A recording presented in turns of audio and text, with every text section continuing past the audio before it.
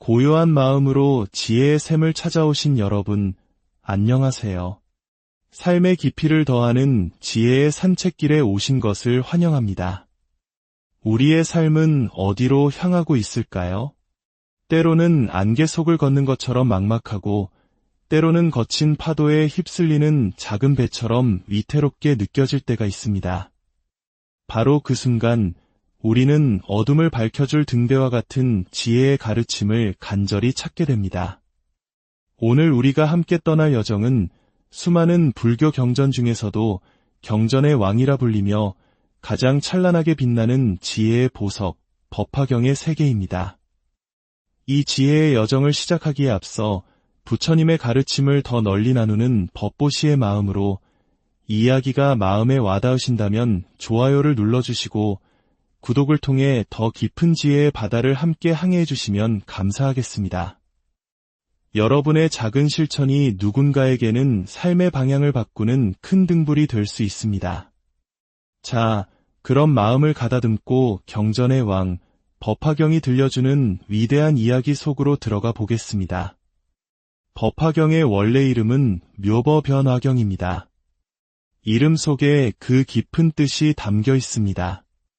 묘법이란 말이나 생각으로는 다 표현할 수 없는 우주의 심오하고 미묘한 진리, 즉 부처님의 가르침을 의미합니다.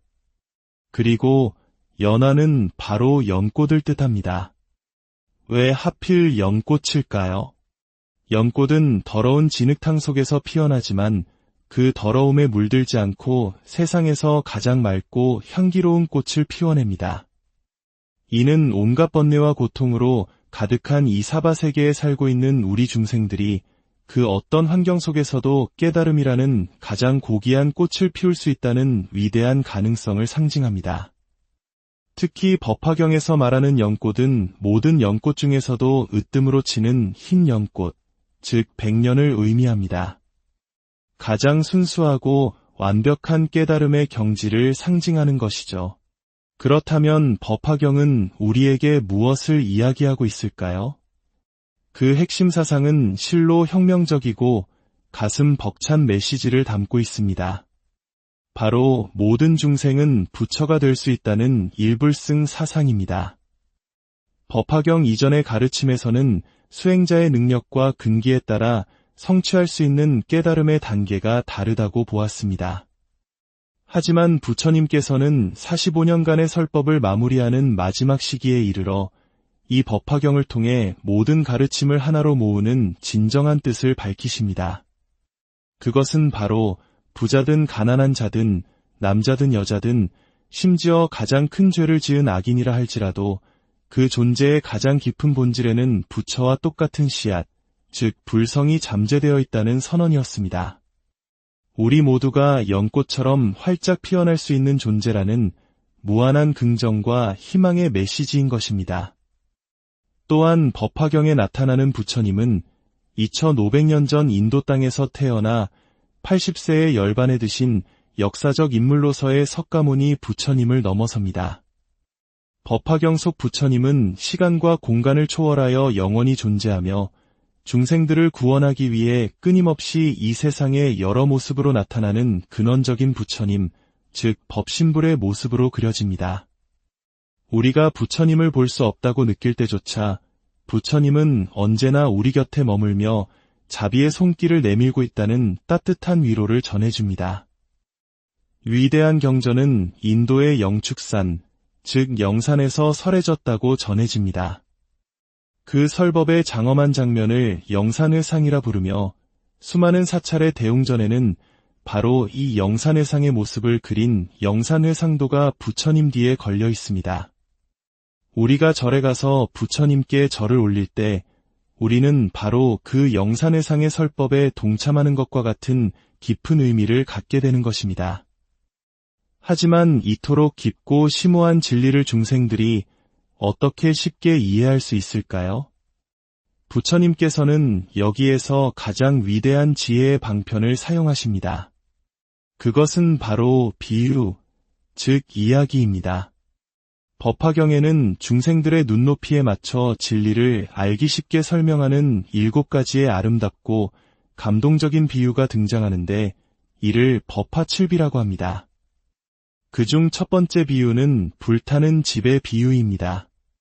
어느 날 아주 큰 저택에 불이 났습니다. 집은 순식간에 화염에 휩싸였지만 집안의 아이들은 불이 난 줄도 모르고 장난에 빠져나올 생각을 하지 않습니다. 아버지는 밖에서 애타게 소리치지만 아이들은 아버지의 말을 듣지 않습니다. 다급해진 아버지는 큰 지혜를 냅니다. 얘들아, 밖으로 나오너라. 너희들이 그토록 갖고 싶어하던 양이 끄는 수레, 사슴이 끄는 수레, 그리고 소가 끄는 멋진 수레가 문 밖에 준비되어 있단다. 수레 이야기를 들은 아이들은 신이 나서 앞다투어 불타는 집 밖으로 뛰쳐나옵니다. 여기서 불타는 집은 바로 고통과 번뇌로 가득한 우리가 사는 이 세상을 의미합니다.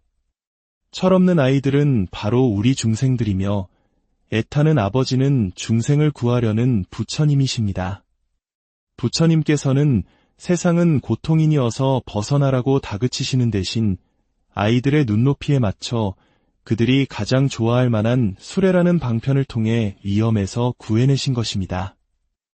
이는 중생의 근기에 따라 다양한 가르침을 펼치시는 부처님의 위대한 자비와 지혜를 보여줍니다. 두 번째 비유는 더욱 가슴 뭉클한 돌아온 탕자의 비유입니다. 어린 시절 한 부잣집 아들이 집을 나가 50년간 온 세상을 떠돌며 거지로 살아갑니다.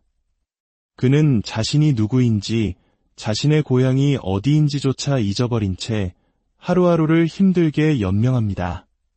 그러던 어느 날 우연히 거대한 저택 앞에 이르게 되는데 그곳이 바로 자신의 집인 줄은 꿈에도 모릅니다. 저택의 주인인 아버지는 한눈에 초라한 거지가 바로 잃어버렸던 아들임을 알아보지만 다짜고짜 내가 내 아들이다 라고 말하면 아들이 겁을 먹고 도망갈 것을 압니다. 그래서 아버지는 아들을 가장 낮은 일꾼으로 고용하여 집안의 허들의 실부터 시킵니다. 아들은 성실하게 일하며 점차 신임을 얻어 창고 관리인이 되고 마침내 집안의 모든 재산을 관리하는 위치에 오릅니다. 수십 년의 세월이 흘러 아들이 집안일에 완벽하게 익숙해졌을 때 아버지는 마침내 모든 사람들 앞에서 선언합니다.